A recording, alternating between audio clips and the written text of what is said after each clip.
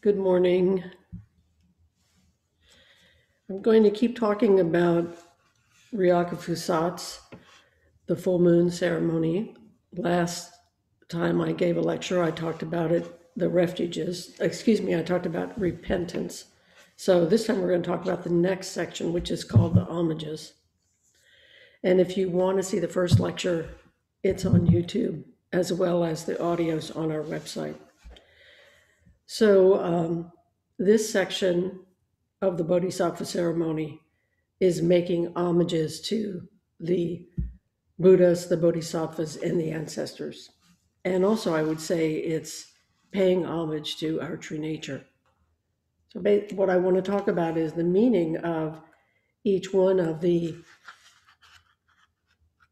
Bodhisattvas and Buddhas that are mentioned and how they are also an aspect of ourselves. First of all, though, what is the meaning of to make homage? So synonyms for this word are respect, recognition, admiration, esteem, adulation, acclaim, honor, reverence, tribute, and acknowledgement. So I think all of those things are going on here. And interestingly enough, the historical meaning of to make homage has to do with a formal public acknowledgement, which is true of the first part as well, but a formal public acknowledgement of a kind of filial allegiance or looking to our elders for guidance. And I would say that as children of the Buddha, we make our best effort to follow the path. In this case, we do it in this ceremony by professing, making homage, and taking the precepts again. So here, I think, is the meaning of homage for us, is that as followers of the Buddha way, we are renewing through our homage, through the ceremony itself, our dedication, our kind of filial allegiance, if you will, to the Buddha ancestors. So unfortunately, I can't spend a lot of time talking about each one of these things because it would be turned into a workshop rather than a 30-minute lecture. So I'm going to go over this stuff pretty well, but my hope is that we can be inspired and imagine this experience and the power of this section of the ceremony. So I want to talk about each one of the Buddhas and Bodhisattvas and ancestors as a group, their kind of mythology, their attributes, and how they, I think, relate to aspects of ourself. So the first part of the ceremony is, first we did the repentance, which you recall is all my ancient twisted karma from beginningless greed, hate, and delusion, born through body, speech, and mind, I now fully avow. So this next section, the homages, is homage to the seven Buddhas before Buddha, homage to Shakyamuni Buddha, homage to Maitreya Buddha, homage to Manjushri Bodhisattva, homage to Samandrapadra Bodhisattva, homage to Avalokiteshvara Bodhisattva, and finally, homage to the succession of ancestors. So first one is homage to the seven Buddhas before Buddhas. So in Buddhist mythology, there are seven Buddhas before Shakyamuni Buddha, although Shakyamuni Buddha is the last of the Buddhas on this list. So the names of the seven Buddhas before Buddha are Vipassi, Sikhi, Vasabu, Kakusanda, Konagamanda, Kasapa, and Gautama. So those are the seven Buddhas. And they are archetypal Buddhas. All of them have exactly the same kind of life experience. All of them have the same spiritual progress. And for example, all of them are enlightened by sitting under a Bodhi tree. So you could say these are Buddhas all the way down throughout past, present, and future. They are just there. They have always been there. The seven Buddhas before Buddhas are also associated with what we call the pure precepts, or the verse of the common precepts of the seven Buddhas, which all of us who've taken the precepts are familiar with, and we call them the three pure precepts: not doing evil, practicing good, purifying one's mind. And then usually what we don't say is, this is the teaching of the Buddhas, which is where this connection comes in with the 7 Buddhas before Buddha. And Dogen says in the fascicle Shoaku Musaku, do no evil, he wrote about the 3 pure precepts. The common precept of our ancestors, the 7 Buddhas, is directly transmitted from prior Buddhas to later Buddhas. These precepts are not just of the 7 Buddhas. This is the teaching of the Buddhas. So here he's making this connection between the precepts as being a primary, and he's saying the primary teaching of the Buddhas. So all of these homages to the Buddhas and the Bodhisattvas and the ancestors, all of these various named Bodhisattvas and Buddhas are associated with the precepts. And probably that's why they're here. So we are calling them forth.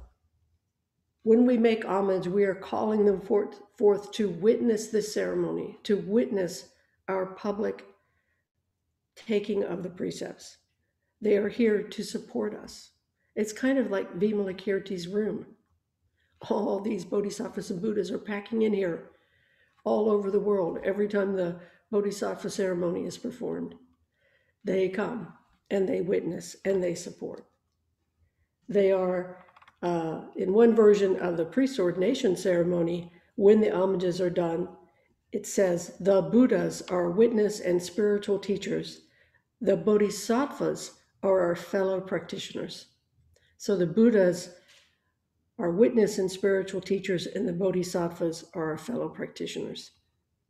So we're calling forth all these Buddhas, Bodhisattvas, and ancestors to witness, to support us, and as we reaffirm our preceptual vows at the end of the ceremony. So actually taking of the precepts at the end of the ceremony, it's kind of the climax of the ceremony. It's not something that's tacked on to the end of it. So all of these beings that come forth in this ceremony can be also viewed as aspects of the self.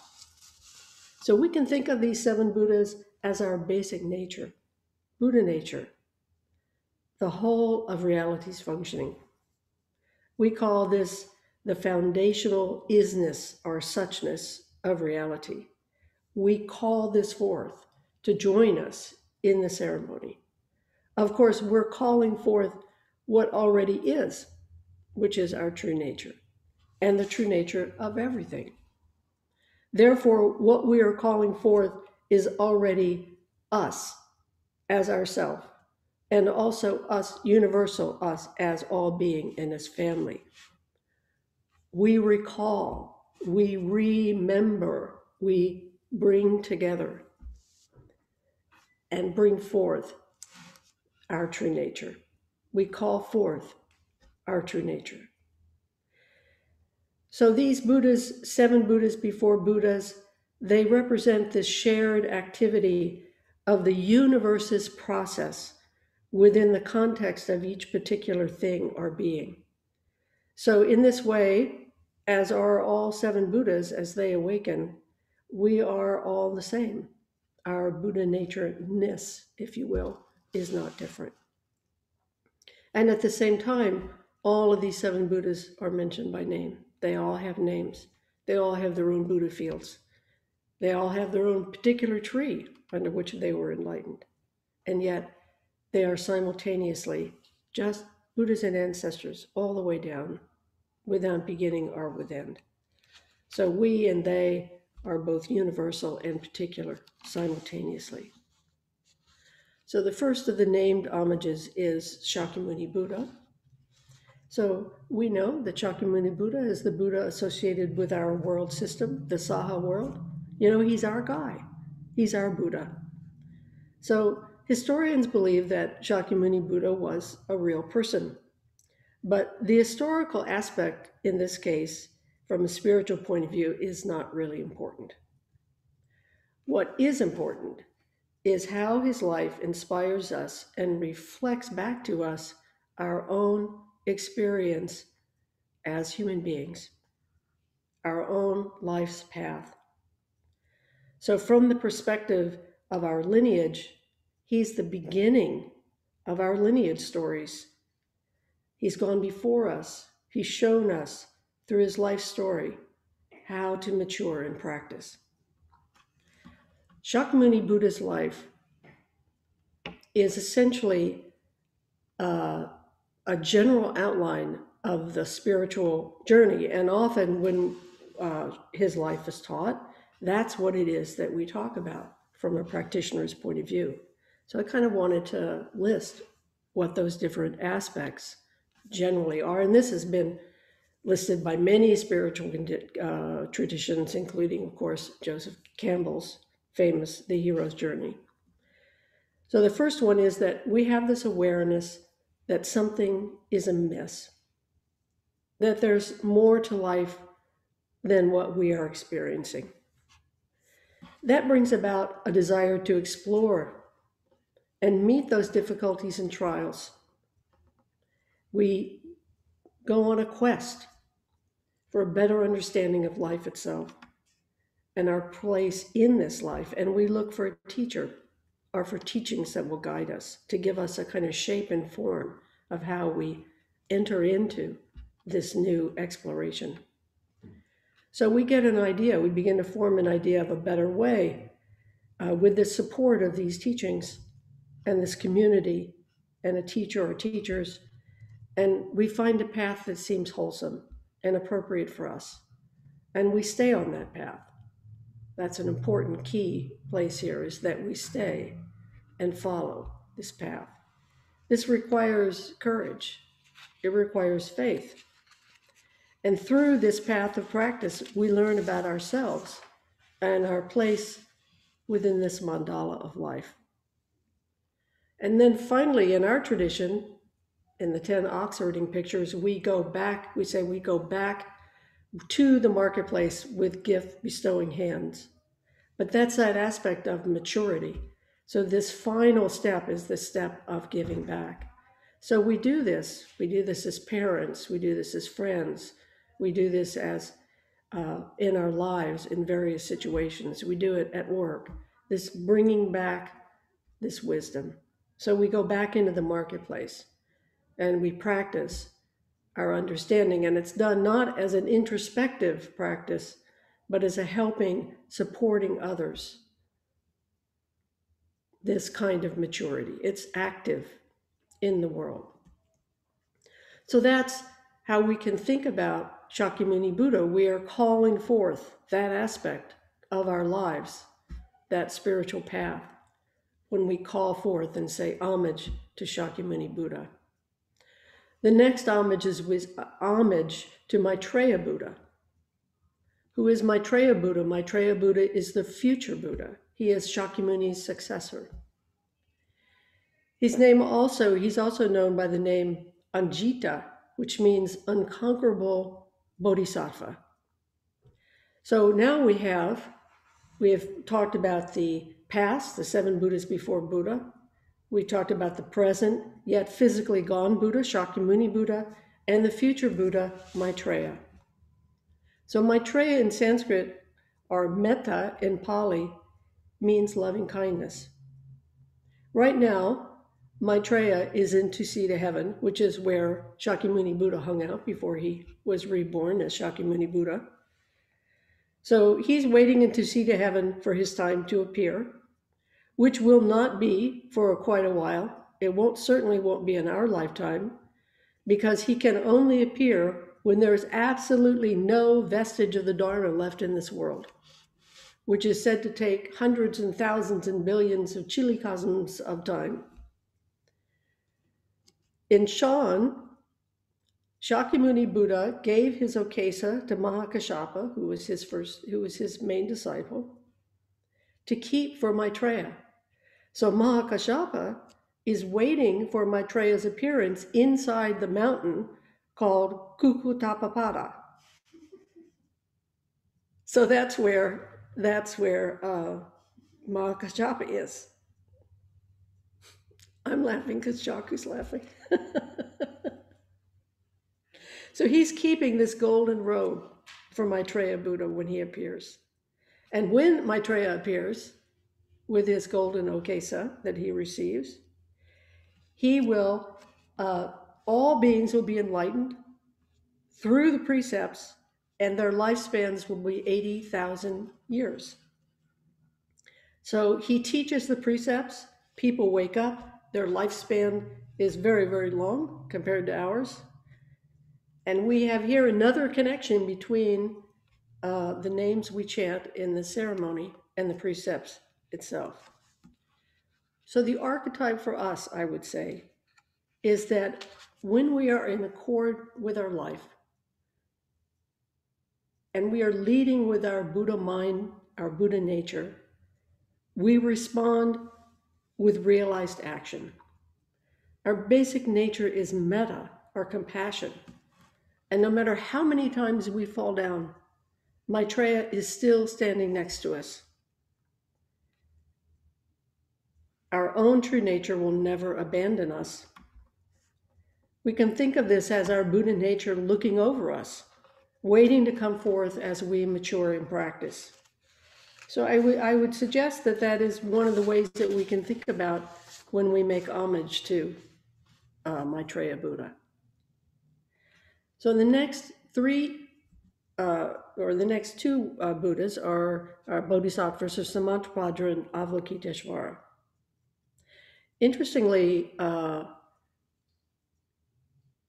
there is a trinity called, in Japanese, called Sanzan Shaka, which is wisdom, active practice, and compassion.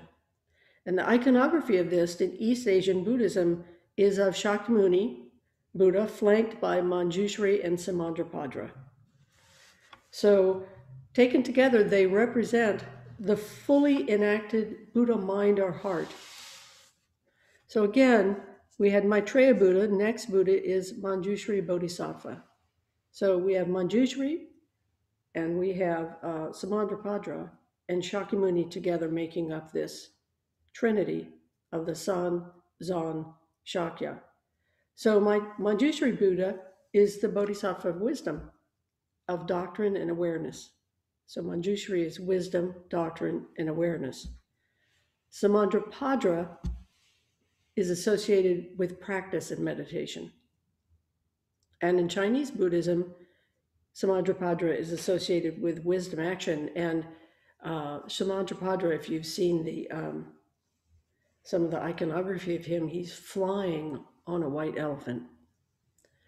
And we call Samantabhadra, in another ceremony, we say he is the Bodhisattva of shining practice. Bodhisattva of shining practice. So the three of, in this trinity here, the three of them together can represent these three important aspects of practice: wisdom, active practice, and compassion. And then the last of the bodhisattvas here is Avalokiteshvara Bodhisattva. So if we add Avalokiteshvara Bodhisattva to Manjushri as wisdom, Samantabhadra, practice, shining practice, and Avalokiteshvara representing compassion, we have another set of three, which are the components of active practice, the components of the bodhisattva practice. We say, homage to Avalokiteshvara, the Bodhisattva of compassion, also known as Kannon, Chenrezig, various names. So when Kannon, or Avalokiteshvara, is added to this, we have Shakyamuni as our foundational model for practice, for the path of practice. And we also have these aspects which create this active bodhisattva response. So all three of these aspects, compassion, wisdom, and active practice, are necessary for us to enact our Buddha nature. Shakyamuni represents the whole of our practice manifest. Manjushri is our deep understanding that we do not function separately from the whole of our life. Wisdom is lack of inherent existence, interconnection, causal relationship. We are not separate. We are part of the whole of life, life as a whole. Avalokiteshvara is the cultivation of empathy and discerning emotional connection with our and others' lives together. This discernment of this empathy, this compassion. And when we put it all together and we function from this place of really being able to practice the no self of interconnection and that empathy and compassion as all beings together, we have a fully enacted practice. We have this shining practice embodied by Samantrapadra. So if we call forth, in this ceremony, we call forth these archetypes of our true nature to stand with us, to function through and as us. The aspect of ourself and other working together is important. The Bodhisattvas both function as ourselves, as all being, and as other beings, as the whole beingness of life together.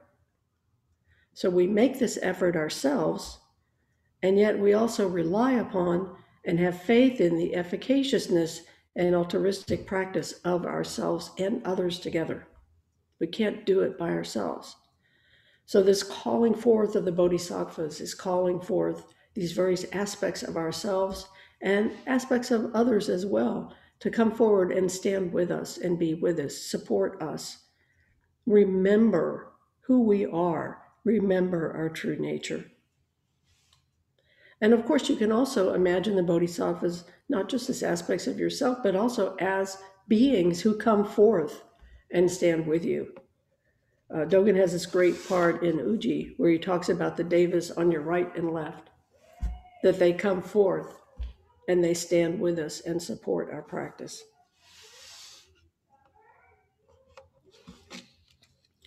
The last one of these is the succession of ancestors, homage to the succession of ancestors. So this is our Zen lineage, which is the source of many stories, koan stories, and other stories about students and teachers working together, studying together. I would say from a spiritual and mythological point of view, we think of these people as our family, that they came before us. They're our grandfathers and great-great-grandfathers and grand aunts and grandmothers and great female and male ancestors in our family. And we know their stories, and these stories become the embodiment of our lineage in Zen. So at Ocean Gate, before the pandemic happened on Thursdays, we would chant the lineage, the formal lineage of the Soto Zen school, all the way down through what is essentially our temple lineage, all the way down through Suzuki Roshi. And we tell stories about Suzuki Roshi. And Suzuki Roshi is part of the succession of ancestors. So the ancestors are very important to us. They give us courage. They give us guidance. There's a story about Suzuki Roshi where he said, supposedly said, "I am afraid to die." The fact that he was willing to admit that brings courage to us in our own struggle with impermanence and change. So he is part of our ancestral lineage and very much alive for us.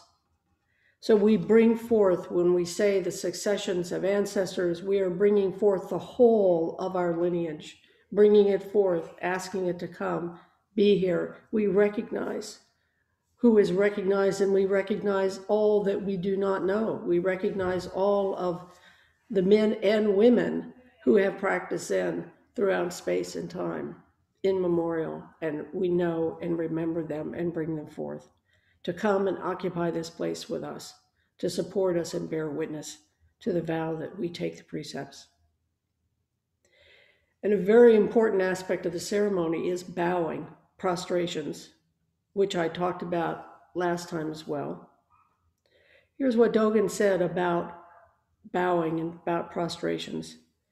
He said, these ritual procedures have been handed down from afar from the seven Buddhas. These are the seven Buddhas before Buddha. Their essential point has been directly transmitted to us. For this reason, we follow these procedures. We should recognize that bowing is the treasury of the true Dharma eye. These ritual procedures have been handed down from afar from the seven Buddhas. He's suggesting here, he's not necessarily talking about the Ryaku Fusatsu ceremony, but he's saying these ceremonies and procedures, these forms, these things that we do in practice, these have been handed down through the lineage from the seven Buddhas. Their essential point, the key aspect of these rituals, if you will, have been directly transmitted to us. So this is a heart practice. This is not a practice of some kind of rote ritual that we engage in. This is a deep yoga of heart and mind. He said, for this reason, we follow these ceremonies, and we should recognize that bowing is the treasury of the true Dharma eye. In other words, bowing embodies the whole kit and caboodle of our practice. We bow, enacting the whole of our practice. And this bowing softens our body and minds. Now, I would say that for some of us, many of us, as we get older or for other physical reasons, we may not be able to do full prostrations. But this doesn't matter. If we sincerely put our hands in gasho and lower ourselves from the waist or even just from the head, that's enough, as long as it is done with a sincere and open heart. So I thought I would end this lecture by telling you a story that I lived in Japan when I was a kid. And this is a story. I remember I had a little picture book of this story. And here's the story. So in Japan, there are these creatures called kappa. And kappa are a kind of amphibious demon or trickster found in rivers. And they have webbed hands and feet, but they have human-like bodies, and they have turtle shells on their back. And they also have these little dishes in the top of their head that hold water, which is really important because if they don't have their water in the top of their head, they are very weakened and can die over time if they don't have their water. The other thing about kappa is they are known as being prodigious farters. So the interesting thing about kappas is that they are also super, super polite, and they really believe in the importance of etiquette. So if a kappa confronts you, these tricksters, they've come out of the water, you're just taking a walk, there you are, going along, all of a sudden one of these kappa pops up out of the river. And what to do? Because they're tricksters and they will kind of do bad things. The way that you work with a kappa is that you get very polite with them because they have to respond to your politeness. So if you bow to a kappa, they must bow back. And when this happens, if you bow deeply enough, the kappa has to respond with a bow as deep as your bow, and the water in the dish in their head comes out, which is a problem for the kappa. So if you help the kappa by refilling the water in the bowl on its head, go and you get the water and you put it back in its head, then it will no longer be a threat to you. It will be tamed, if you will, by your generosity. So, we have our own kappa nature, and we have this kind of trickster side that's very wily. And sometimes we do these ceremonies and we say to ourselves, why should I bow? Am I bowing to the Buddha statue? Is this some kind of cult? Some kind of worshiping of idols when I bow? So there's this part of us where we say, I don't like these ceremonies. I don't want to do this stuff. But if we bow, something interesting happens to that trickster side of us. So I think we're like this kappa. So we feel like we might be diminished by that bowing or humbling ourselves to something outside of our own way. So we want to hold on to our own way. We don't want to do these other things. But if we do it because that's what's happening, that's the etiquette of, let's say, the lineage that we're in, we're kind of like the kappa. At that point, we have to return the bows. Oh my God, we're stuck in the Zendo. They're doing the Bodhisattva ceremony. I guess I'll just have to do it too. And so we find ourselves returning these bows. And by tipping our heads, we become vulnerable. We become humble. We are open. We are open to the ceremony, and we will have our efforts supported and our spirits replenished. Water will be returned to us. So if we call forth, when we call forth the seven Buddhas, the Bodhisattvas, and the ancestors, when we pay homage to the lineage and to each aspects of ourselves as well, and to others manifesting and witnessing, then there's a magic here that happens. We may not know right away, but this ceremony is like this, and it's transformative. Thank you.